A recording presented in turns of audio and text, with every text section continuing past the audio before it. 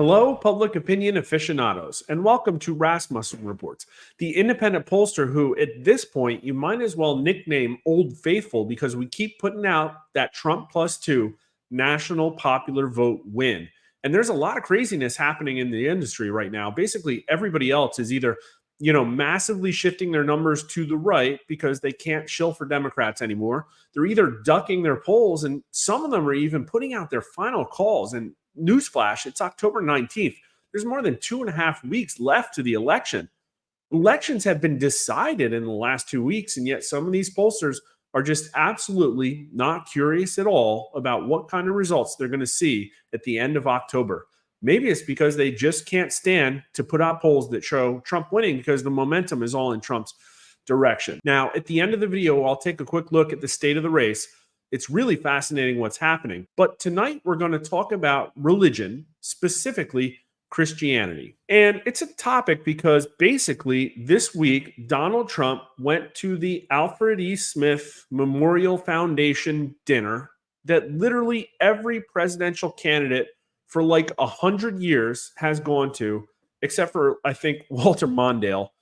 And Kamala Harris didn't show up, essentially pissing off 22% of the electorate, the Catholic voters. And Trump had a really great night. If you haven't seen it yet, he had some really good zingers. And Kamala Harris put in this essentially cringeworthy, insulting video and had them play it. And it was ill-received, whatever. I mean, it was really horrible. But a lot of people are talking about Christians and who they're going to vote for, and even whether or not they're going to vote at all. And this is the tweet that's been circling Twitter. Charlie Kirk talking about research put out by somebody named George Barna. According to new survey data, only 51% of people of faith plan to vote this November. Translation, 41 million born-again Christians will not vote. 32 million mainline Christians will not vote. This is a 5-alarm fire. Well, do you even want those Christians to vote if you're Donald Trump? That's a really important question to answer. Now, unfortunately, I can't actually fully answer this question yet because almost all of our election polling is U.S. likely voters. That means that we ask voters, when it comes to general elections, how often do you vote? And we only keep people who say at least half the time. But if you're trying to find low propensity voters, people who may not vote, what you want to poll is all Americans and then ask them if it's likely that they'll vote this time or not. And maybe also why they're not voting or why they would vote or what would make them vote. And that's actually something that we're going to do now. I put a call out on Twitter for help finding a sponsor, and some awesome followers stepped up, hooked up with a nonprofit, and we are going into the field on Monday to answer this question once and for all. But I do have a lot of information that we're going to look at tonight about Christians in our swing state polling. And I mean, this is really important issue. People might look at this chart and say, wow, look at this. I mean, if you can't see this, this is also put out by Barna. Weekly church attendance trends over the last 30 years.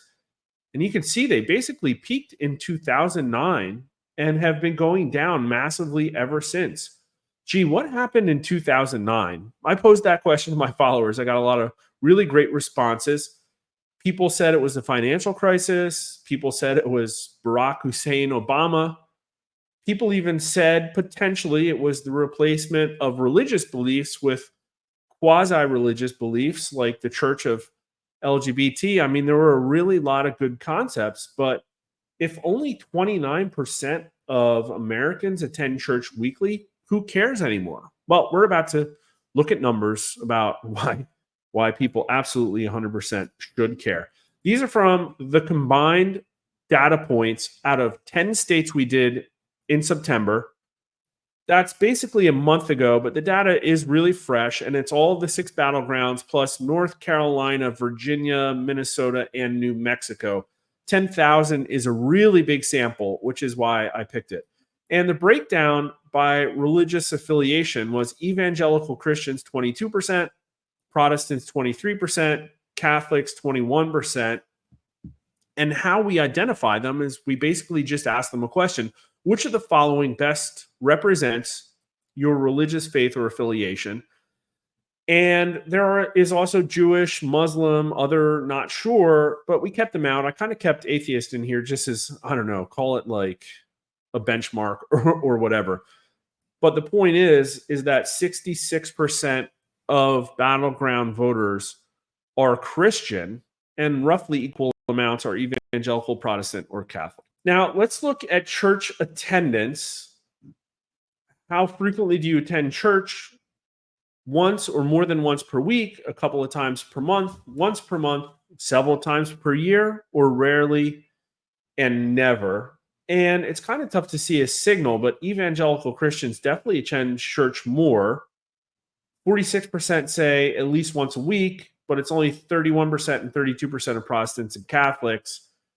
But when you combine these two into something called frequent attendance, 64% of evangelical Christians frequently attend church, and only 36% infrequently, meaning this. But Protestants and Catholics, it's basically a coin flip whether they attend church or not. And if you look at this, 42% of Protestants only attend church rarely or never or several times per year. And it's 41% of Catholics, almost the same amount. These are basically the Easter and Christmas people. It's only 28% of evangelical Christians that fall into the same categories. Only 18% of evangelicals say they rarely or never attend church. And to be honest with you, maybe it's people that just don't think their church is biblical enough. But isn't that crazy? Just how people identify themselves. Just this selection of words, evangelical versus Protestant, totally different church attendance behavior. But what about likelihood of voting? Now, again, these people have already been screened as likely voters. But this question here is, how likely are you to vote in the coming 2024 election? That's a pretty germane question, so we shouldn't throw the data out. But to really understand if low propensity Christian voters are sitting this election out, we really need to do that all adults poll.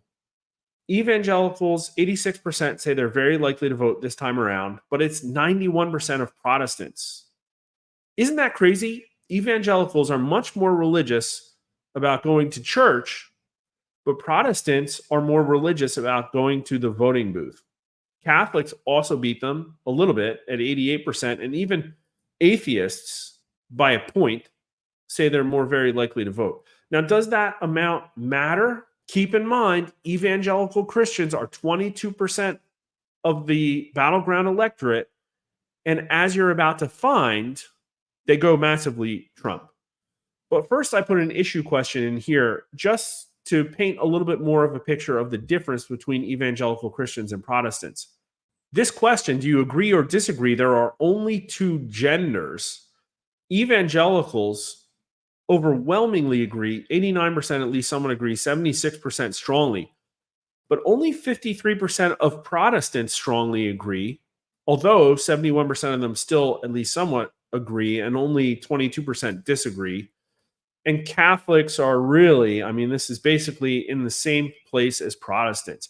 Now, these Protestants overwhelmingly probably skew mainline denominations, and Catholic is kind of like a mainline denomination. So basically what it comes down to, even though these people are worshiping the same God and receiving sermons preached from the same Bible, they have overwhelmingly different church attendance behavior and views on gender identity. And what I can also tell you is that there's an even bigger difference here. When considering gender and sexual identity issues, which candidates' values are closer to your own, Harris or Trump? And among all likely voters, it's basically a tie. But evangelical Christians say Trump 65% to 29%, whereas among Protestants, it's tied. These are the same Protestants that say there are only two genders. These are the same Protestants that overwhelmingly oppose gender transition therapy for minors. And even Catholics say Trump by almost 10 points. Same religion, same kind of churches, same Bible, and yet overwhelmingly different views on the candidates and their values. Do you support or oppose gender transition therapy for minors to include hormone replacement therapy and gender reassignment surgery? Evangelicals, actually, 22% of them support that, 10% strongly, and not very many more Protestants, 26%, and actually fewer strongly support. But 73% of evangelical Christians oppose, as do 63% of Protestants. So they're not that far apart on this, but as we all know, Harris supports this stuff, and Protestants are willing to overlook that and say that Harris's views on sexual identity issues and gender stuff is more closely aligned with them. That is absolutely wild. But let's get to voting behavior. Evangelical Christians vote Trump 66% to 31%, a 35-point margin. That is massive. That's more than independents are breaking Trump. This is more than the signal among income. It's more than the signal among education. It's almost as much as party. But if you're a Protestant, you only go Trump by 4 points. And Catholics go Trump by, well, I guess it rounds up to 10. And atheists go Harris by 58 points. Now, taking religion out of it and just looking at church attendance, the signal is actually less. So it is more about the kind of church you attend than how frequently you go. But frequent church attenders still are more based. They go Trump by basically 15 points here. And infrequent church attenders actually break Harris by 10. That is a really strong signal still. But let's add gender to this. Evangelical men go Trump by 39 points, but evangelical women still go Trump by 31. That's actually, only 8 points apart. That's pretty close because Protestant men go Trump by 12, but Protestant women vote Harris by 2, a 14-point spread, a lot bigger. And among Catholic voters, it's the same 14-point spread. The men actually go Trump more than Protestant men. And the women actually go Trump here too, but they're still 14 points apart. And, who cares about atheists? So anyways, I thought that was pretty wild.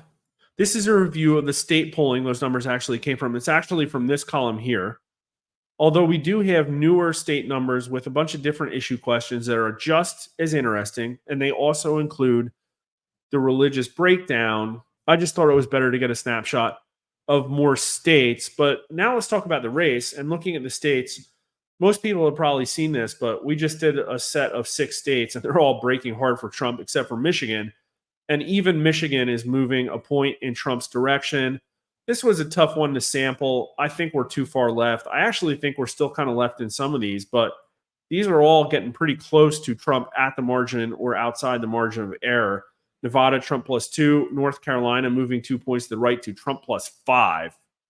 Ohio, actually, this is probably left of where it's really going to wind up. Pennsylvania, Trump +3 at the margin of error. But here is the new nightly chart we've been putting out, and Trump actually pulled, this is Thursday night, we reported it yesterday, Trump pulled a really massive 3-point advantage here in a sample that we made a mistake. We collected too much data. I think it was actually a response bias.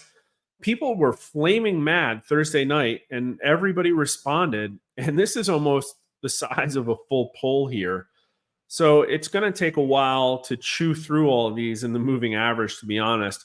But in the 4-night trailing aggregate here, that puts Trump back up to +2. Look at that. That's where he's been. And if you look at the chart, he's creeping back up to his 48 to 49 range. And Kamala Harris, once again, seems to have bounced off that 47-point ceiling. And this is almost 2,700 U.S. likely voters. 2-point margin of error. So this is outside the margin of error. It's a Trump popular vote win. And we are not the only people showing that. Fox News shows it now. We all know New York Times showed it. Atlas Intel just put Trump out +3. Tip has Harris +1, but I'm pretty sure since the last cycle, they went online only and all of their polling moved left. NBC News has Trump tied. And look at this. 8 years ago, Clinton up 6.5 points. That's 4 points to the left of what she actually did. Biden up 9 points. That's over 4 points left of what he actually did. If you apply that same polling error, Trump is actually up 3 here, basically where we and Atlas Intel have him, and that makes sense. But if you look, here's what the aggregate has been doing over time. Harris was up 2.2 points at the beginning of October. And that's when all of the mainstream media turned on Kamala Harris, putting out all of those stunning articles about how cracks were starting to appear and how there were warning signs for her campaign. So the polling was actually pretty good then still, but because the narrative leads the polling, now the polling is all breaking Trump and she's losing more and more support. And the most recent result was Harris plus 1.2 points. If it continues like this, Trump's going to catch up. And even the aggregate on Real Clear Politics may show Trump up. Here's what the swing states look like on the Real Clear Politics aggregate. Again, every single one of these is packed full of left-leaning media pollsters. So Trump is definitely outperforming these numbers, and yet these all are starting to look like pretty solid Trump wins, except for Wisconsin. I think there was some really blue stuff dragging that left. But look, we got Georgia, Trump plus 1.7, North Carolina, Trump plus a full point, Michigan, Trump plus basically a full point, Arizona, Trump plus 1.4. He might win all of these comfortably. And that's what the betting market appears to be solidly pricing in, because Trump has maintained his lead of basically 20 points here. There's been a lot of trading activity, but if you look at the last week, it's kind of, last day or two has been locked in here. A lot of the froth and churn is gone, and all the swing states are looking really good for Trump too. He's back on top even in Nevada, and now he's up by 40 points in Arizona and approaching 40 points in Georgia. And look at Pennsylvania, the must-win state for Kamala Harris. Trump is up 16 points, and, I don't know, it looks kind of locked in. So I have to say it's been kind of lonely being the only pollster out there over and over again for the entire cycle saying that it looks like Trump is winning this thing, but everybody appears to be coming our way. So that's great, fine, whatever. There's still a lot of time left in the race, but if the last couple of days are any guide to what Kamala Harris's future have to hold, it's not going to be good, especially if Donald Trump goes on Joe Rogan, because people are just going to want to see a contrast to that. And Kamala Harris out there just railing on Donald Trump rally after rally, I don't think is changing anybody's minds. And really, at this point, people are voting Trump because they lived through the Biden administration and they associate her with it, and their prices are high. Their mortgage rates are high. They're losing jobs in a way that the Bureau of Labor Statistics isn't catching in their job report numbers. Just things are bad for Americans. And a lot of people have said this is like the 1980 race when Ronald Reagan went against Carter, and the polling basically showed a tied race. Maybe nobody wanted to show Ronald Reagan winning. He was a little bit of a atypical candidate. But then in the last week or two, everybody said, we're not better off than we were 4 years ago, and things are just horrible. And they had a gut check. Now, maybe that gut check will affect my numbers and we'll see a surge for Trump, or maybe that surge will just be everybody catching up to us. But if you want honest commentary about it, make sure you follow us on Twitter at Rasmussen_poll. And here's the thing. If you're interested in this poll about Christianity, go to my Twitter account at Mark_R_Mitchell. I'm going to post this video. And if you have ideas about questions you'd like us to ask in the poll over the next 24 hours, I'm going to be putting the script together. So make sure you post them in the replies there. Like the video on YouTube or Rumble and subscribe if you haven't already. And thanks for watching.